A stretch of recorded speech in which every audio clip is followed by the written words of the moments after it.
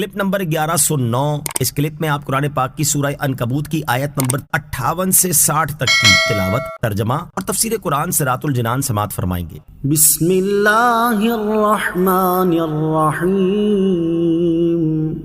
ترجمہ: اللہ کے نام سے شروع جو نہایت مہربان رحمت والا ہے۔ والذین آمنوا وعملوا الصالحات لنبوئنهم من الجنة غرفا تجری من تحتها الانہار خالدین فیہا نعم اجر العاملین الذین صبروا وعلی ربہم یتوکلون۔ ترجمہ: اور بے شک جو ایمان لائے اور انہوں نے اچھے کام کیے، ضرور ہم انہیں جنت کے بالا خانوں پر جگہ دیں گے جن کے نیچے نہریں بہتی ہوں گی، ہمیشہ ان میں رہیں گے۔ عمل کرنے والوں کے لیے کیا ہی اچھا اجر ہے، وہ جنہوں نے صبر کیا اور اپنے رب ہی پر بھروسہ رکھتے ہیں۔ والذین آمنوا وعملوا الصالحات، اور بے شک جو ایمان لائے اور انہوں نے اچھے کام کیے، یہاں سے بطور خاص ہجرت کرنے والوں اور عمومی طور پر ہر نیک کام کرنے والے مسلمان کی جزا بیان کی جا رہی ہے۔ چنانچہ ارشاد فرمایا کہ بے شک جو لوگ ایمان لائے اور انہوں نے اچھے کام کیے، جن میں یہ ہجرت کرنا بھی داخل ہے، تو ضرور ہم انہیں جنت کے ایسے بالا خانوں پر جگہ دیں گے جن کے نیچے نہریں بہتی ہوں گی، وہ ہمیشہ ان بالا خانوں میں رہیں گے، اور اچھے عمل کرنے والوں کے لیے یہ کیا ہی اچھا اجر ہے۔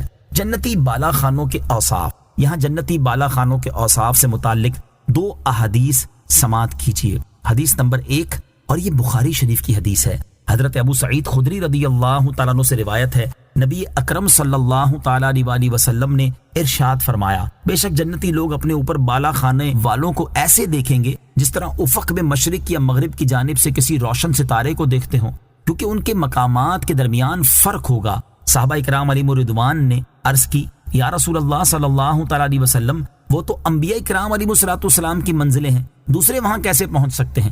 ارشاد فرمایا، کیوں نہیں، اس ذات کی قسم جس کے قبضہ قدرت میں میری جان ہے، وہ لوگ پہنچ سکیں گے جو اللہ تعالیٰ پر ایمان لائے اور رسولوں علیہ السلام کی تصدیق کی۔ نمبر 2، حضرت علی المرتضیٰ کرم اللہ تعالیٰ وجہ الکریم سے روایت ہے، سید المرسلین صلی اللہ تعالیٰ علیہ وسلم نے ارشاد فرمایا، جنت میں ایسے بالا خانے ہیں جن کا اندرونی حصہ باہر سے اور بیرونی حصہ اندر سے نظر آتا ہے۔ ایک دیہاتی نے کھڑے ہو کر عرض کی، یا رسول اللہ صلی اللہ تعالیٰ علیہ وسلم، یہ بالا خانے کس کے لیے ہیں؟ ارشاد فرمایا، یہ اس کے لیے ہیں جنہوں نے اچھی گفتگو کی، کھانا کھلایا، ہمیشہ روزہ رکھا، اور رات کے وقت جبکہ لوگ سو رہے ہوں اللہ تعالیٰ کے لیے نماز پڑھی۔ الذین صبروا وعلی ربہم یتوکلون، وہ جنہوں نے صبر کیا اور اپنے رب ہی پر بھروسہ رکھتے ہیں، یعنی اچھے عمل کرنے والے وہ لوگ ہیں جنہوں نے تکلیفوں، مصیبتوں اور سختیوں پر صبر کیا، مشرکین کی ایذائیں برداشت کی اور ہجرت کر کے دین کی خاطر وطن بھی چھوڑ دیا، مگر دین اسلام کو نہ چھوڑا، اور یہ لوگ ایسے ہیں کہ اپنے تمام کاموں میں اللہ تعالیٰ پر ہی بھروسہ رکھتے ہیں۔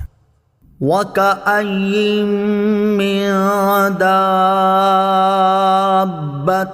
لَّا تَحْمِلُ رِزْقَهَا اللہ یرزقها وَإِيَّاكُمْ وَهُوَ السَّمِيعُ الْعَلِيمُ۔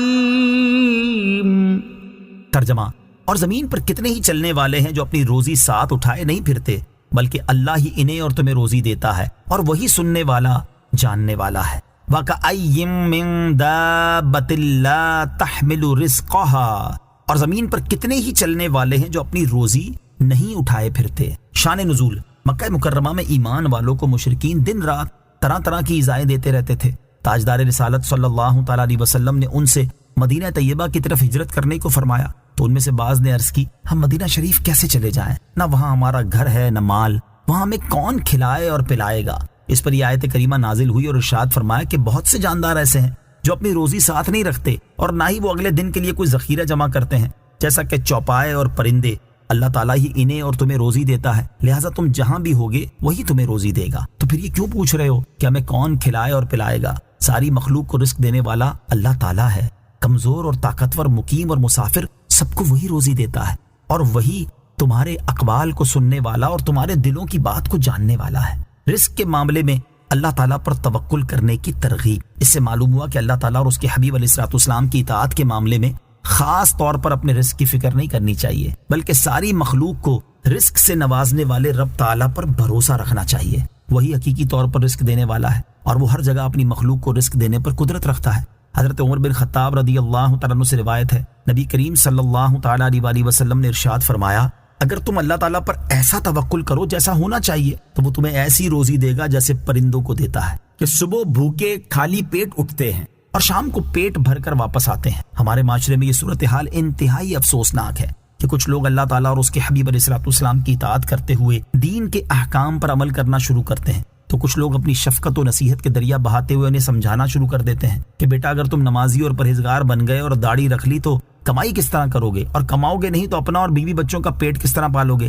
اسی طرح اگر تم دنیاوی علوم چھوڑ کر دین کا علم سیکھنے لگ جاؤ گے تو بھوکے مرو گے اور تمہیں لوگوں کے دیے ہوئے صدقات و خیرات پر گزارا کرنا پڑے گا۔ اے کاش یہ لوگ اتنی بات سمجھ سکتے کہ حقیقی طور پر رزق دینے والا کوئی اور نہیں بلکہ صرف اللہ تعالیٰ ہے، اور وہ مخلوق پر اتنا مہربان ہے کہ اپنی نافرمانی کرنے والوں کو بھی رزق سے محروم نہیں کرتا بلکہ انہیں بھی کثیر رزق عطا فرماتا ہے۔ تو جو شخص اللہ تعالیٰ کی اطاعت و فرما برداری کرے گا اس پر اللہ تعالیٰ اپنے رزق کے دروازے کیسے بند کر دے گا؟ ہاں اگر رزق میں تنگی کر کے اس کی آزمائش کرنا مقصود ہوا تو یہ دوسری بات ہے، لیکن اللہ تعالیٰ اور اس کے حبیب علیہ السلام کی اطاعت رزق کی بندش کا سبب ہرگز نہیں بلکہ رزق ملنے کا عظیم ذریعہ